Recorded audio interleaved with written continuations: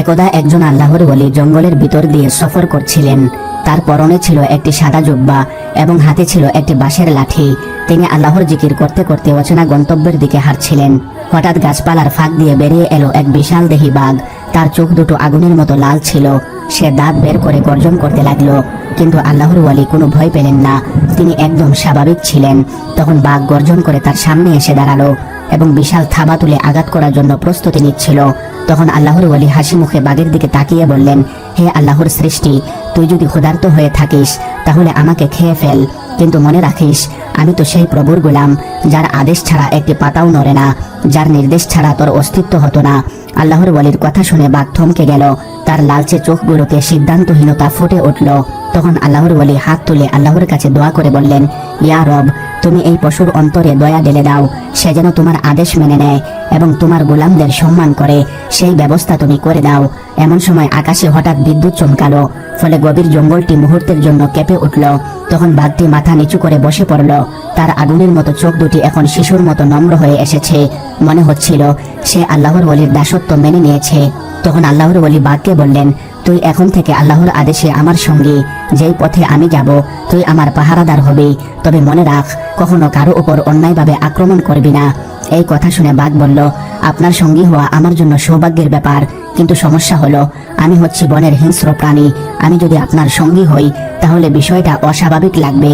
মানুষ ভয়ে আপনার কাছ থেকে দূরে পালাবে, যার কারণে ইসলামের দাওয়াতে ব্যাঘাত ঘটবে।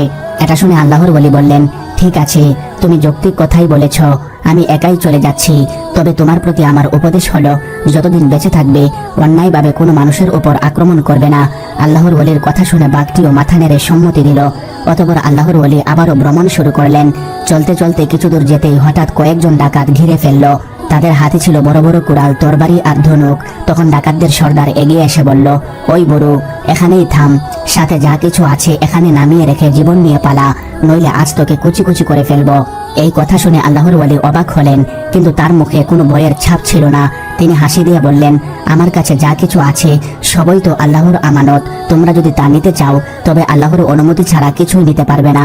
আগে তোমরা আল্লাহর কাছ থেকে অনুমতি নাও, তারপর আমি স্বেচ্ছায় সবকিছু দিয়ে দেব। এটা শুনে ডাকাতরা হেসে উঠল এবং সর্দার চিৎকার করে আদেশ দিল, এই বুড়ো মনে হয় দার্শনিক, চলো তাকে একটু শিক্ষা দেওয়া যাক, তার সাথে যা কিছু আছে সবকিছু কেড়ে নে। এমন সময় হঠাৎ গর্জন করে বাঘ উপস্থিত হলো। বাঘের গর্জনে ডাকাতদের মুখ বন্ধ হয়ে যায়। ভয়ে তাদের হাত পা কাঁপতে শুরু করে। অন্য ডাকাতরা ঘাবড়ে পিছনে দৌড়াতে শুরু করলো। তখন ডাকাত দলের সর্দার ভয়ে কাঁপতে কাঁপতে মাটিতে বসে পড়ল এবং চোখ ভরা কান্না নিয়ে বলল, ওলি সাহেব, দয়া করে ক্ষমা করুন, আমরা ভুল করেছি। আপনার জন্য এই বাঘটি খোদার পক্ষ থেকে সৈনিক, এটা আমি ভালো করে বুঝে গেছি, দয়া করে আমাদেরকে ক্ষমা করে দিন। তখন আল্লাহর ওয়ালি কিছুক্ষণ ভাবলেন, তারপর আলতো গলায় বললেন, আল্লাহর রহমত অসীম, তুমি যদি সত্যি অনুতপ্ত হও তবে ফিরে যাও তোমার রবের দিকে। আর কোনোদিন কারো উপর জুলুম করবে না, কেননা এটা খুবই জঘন্য কাজ। যদি তুমি চিরদিনের জন্য ভালো হতে পারো তাহলে তোমাকে মাফ করে দিলাম। এটা শুনে ডাকাত সর্দার কাঁদতে কাঁদতে শপথ করে বলল, আমি আপনাকে সাক্ষী রেখে কথা দিচ্ছি যে আমি আর কোনোদিন ডাকাতি করব না। এমনকি কেউ যদি ডাকাতি করতে চায় তাহলে আমি তাদের বিরুদ্ধে লড়াই করব। এই কথা বলে ডাকাত সর্দার সেখান থেকে চলে গেল।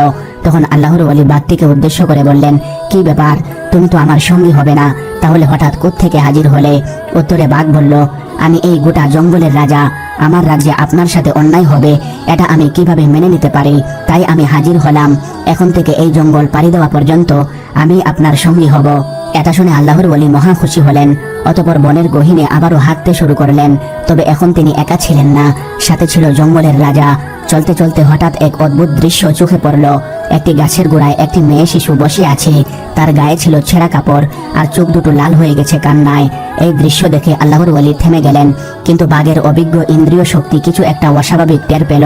তখন আল্লাহর ওয়ালি কোমল স্বরে মেয়েটিকে জিজ্ঞেস করলেন, মামুনি, তুমি এখানে একা কেন? তোমার মা বাবা কোথায়? কিন্তু মেয়েটি কোনো উত্তর দিল না, সে মাথা নিচু করে চুপচাপ আছে। তখন আল্লাহর ওয়ালি আরো এগিয়ে যেতে চাইলেন। ঠিক তখন ওই বাঘ হঠাৎ গর্জে উঠল। সে আল্লাহর ওয়ালির সামনে এসে দাঁড়ালো।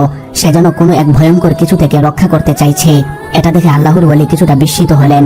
তিনি পুনরায় তাকিয়ে দেখলেন মেয়েটির পাশে ছায়ার মতো দাঁড়িয়ে আছে বিশাল আকৃতির এক শরীর, মাথায় শিং, চোখ দুটো জলজল করছে লাল আলোয়। নিঃসন্দেহে এটা কোনো শয়তানি শক্তি। বাঘটি তখন ক্ষিপ্ত হয়ে গর্জন করতে লাগলো, কিন্তু সেই অশরীরী সত্তার মধ্যে কোনো ভয়ের লক্ষণ দেখা গেল না। তখন আল্লাহর ওয়ালি উচ্চ কণ্ঠে বললেন, লা হাওলা ওয়ালা কুওয়াতা ইল্লা বিল্লাহ। তার কণ্ঠে মাটির নিচে যেন কম্পন শুরু হয়ে গেল। বনের সব পাখিরা থেমে গেল, এমনকি বাতাস পর্যন্ত স্তব্ধ হয়ে গেল। কিন্তু শয়তানি পিশাচ তখন মৃদু হেসে মেয়েটির শরীরে মিশে গেল। সঙ্গে সঙ্গে শিশুটি ভয়ানক কণ্ঠে বলে উঠল, হে বড় দার্শনিক, এই বনের নিয়ন্ত্রণ এখন থেকে আমার। এখানে তুমি বেঁচে থাকতে পারবে না, আর তোমার সঙ্গী বাঘের জীবনও আজ বিপন্ন হবে। তুমি যদি আজ রাতের মধ্যে এই বন থেকে না পালাও, তাহলে তোমার রক্ত দিয়ে এই ভূমি রঞ্জিত হবে। এটা শুনে আল্লাহর ওলি বললেন, আমরা আল্লাহর গোলাম, মৃত্যুর ভয় আমাদের কখনো পিছু টানে না। শুধুমাত্র আল্লাহর ইশারাতেই আমরা বাঁচি মরি। তখন চারদিক থেকে ছায়া বেরিয়ে আসতে শুরু করলো। প্রত্যেকটি ছায়া মানুষের মতোই ছিল, কিন্তু কোনোটা মুখহীন, আবার কোনোটা চোখহীন। সংখ্যায় তারা এত বেশি ছিল যে বাঘের শক্তিতেও বাধা দেওয়া সম্ভব হয়ে উঠল না। এমন সময় হঠাৎ আকাশের এক কোণে আলোর রেখা দেখা দিল। সেই আলোর ফাঁকে ভেসে উঠল এক মৃদু কণ্ঠ, হে আল্লাহর বন্ধু, ধৈর্য ধরো, পরীক্ষার আগুনে পড়ে তবেই তো খাঁটি সোনা বের হয়। এটা শুনে আল্লাহর ওলি বুঝে গেলেন যে তিনি এখন এক ভীষণ পরীক্ষার সম্মুখীন হতে যাচ্ছেন। সঙ্গে সঙ্গে তিনি মাটিতে সেজদায় লুটিয়ে পড়লেন। তখন ভূমি কাঁপতে শুরু করলো। মেয়েটির শরীরে থাকা শয়তানি পিশাচ ধীরে ধীরে এগিয়ে এলো। অতঃপর সে আগুনের মতো এক অদৃশ্য শিখা ছুঁড়ে মারল। হঠাৎ আল্লাহর ওলি সিজদা থেকে মাথা উঠালেন। সঙ্গে সঙ্গে তার কপাল থেকে এক নূরের রেখা ছড়িয়ে পড়ল। তিনি চোখ দুটি বন্ধ করে মনে মনে বলছিলেন, ইয়া নূরু, ইয়া কুদ্দুসু, ইয়া জব্বারু, ইয়া কাহার। তখন তার দেহের চারদিকে এক স্বচ্ছ নূরের গোলক তৈরি হয়ে যায়। সেই আলো এমন উজ্জ্বল যে অশুভ শক্তি তা সহ্য করতে পারছিল না। ফলে শয়তানি পিশাচ আর মেয়েটির দেহের মাঝখানে ফাটল ধরতে লাগলো। মেয়েটি কাঁপতে কাঁপতে মাটিতে লুটিয়ে পড়ল, আর শয়তানি ছায়া আলাদা হয়ে ছটফট করতে লাগলো। ঠিক তখনই আল্লাহর ওলি এক হাত তুলে আকাশের দিকে তাকিয়ে বললেন, ইয়া আল্লাহ, আমি অসহায়, একমাত্র তুমিই সহায়। আমি দুর্বল, কিন্তু তুমি শক্তির উৎস। তুমি এই অভিশপ্ত শয়তানি পিশাচকে ধ্বংস করে শিশুটিকে মুক্ত করো। ফলে তার কথা শেষ না হতেই এক বজ্রপাত আকাশ বিদীর্ণ করে শয়তানি পিশাচের উপর পড়ল। সঙ্গে সঙ্গে ছায়া সত্তা ছিন্ন ভিন্ন হয়ে গেল। বাতাসে তার পোড়া গন্ধ ছড়িয়ে পড়ল গোটা জঙ্গলে।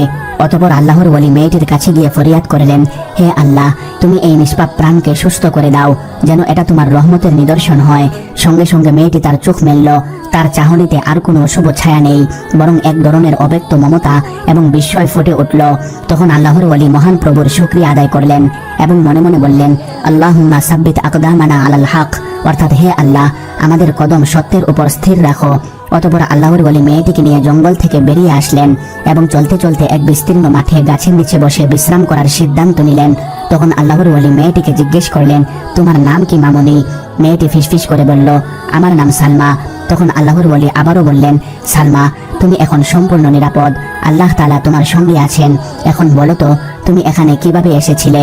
তখন সালমা চোখ নামিয়ে বলল, আমার মা বাবা আমাকে পাথরের মতো ফেলে দিয়েছে। তারা বলেছিল আমি নাকি অশুভ। আসলে জন্ম থেকেই আমি অদ্ভুত আচরণ করতাম, আর মাঝে মাঝে আমার শরীর নিজের নিয়ন্ত্রণে থাকতো না, তাই তারা এমনটা করেছে। এই কথা শুনে আল্লাহর ওলির চোখ ভিজে উঠল। তিনি জানতেন এমন ছোট শিশুদের অনেক সময় জিন বা শয়তানি শক্তি পেয়ে বসে। তখন তাদেরকে ত্যাগ করে মানুষেরা এক ভয়ঙ্কর অপরাধ করে। তখন তিনি সালমার জন্য দোয়া করে বললেন, ইয়া লতিফ, তুমি যার অন্তরে রহমত দিয়েছ, তাকে এক মুহূর্ত একা রেখো না। এমন সময় হঠাৎ কয়েকজন দরবেশের একটি কাফেলা আগমন করলো। তারা এসে আল্লাহর ওলিকে সালাম করলো। অতঃপর তাদের দলের প্রধান দরবেশ বললেন, সুবহানাল্লাহ, আপনি কি সেই ব্যক্তি যার নাম শুনে বহু দূর থেকে আমরা এসেছি? একটি বাঘ নাকি আপনার পাহারাদার ছিল? এটা শুনে আল্লাহর ওলি হাসলেন এবং বললেন, পাহারাদার তো কেবল আল্লাহ তাআলা। তিনি যখন কাউকে হেফাজত করেন তখন বাঘও সেনাপতি হয়ে দাঁড়ায়। দরবেশরা তখন সালমাকে দেখে বিস্মিত হলো এবং তারা সিদ্ধান্ত নিয়ে বলল, মেয়েটি যতদিন সম্পূর্ণ সুস্থ এবং স্বাভাবিক হচ্ছে না, ততদিন আমরা তাকে আমাদের সাথে রাখতে চাই। এই প্রস্তাব শুনে আল্লাহর ওলি মেনে নিলেন এবং বললেন, ইনশাআল্লাহ, একদিন এই মেয়ে এমন কিছু করবে যা বহু মানুষের হিদায়াতের কারণ হবে। অতঃপর দরবেশরা সালমাকে সাথে নিয়ে চলে যায়। প্রিয় বন্ধুগণ, আজকের মতো এই পর্যন্তই। ভিডিওটি ভালো লাগলে একটা লাইক দিবেন, আর দ্বিতীয় পর্ব দেখতে চাইলে কমেন্ট বক্সে জানিয়ে দিবেন।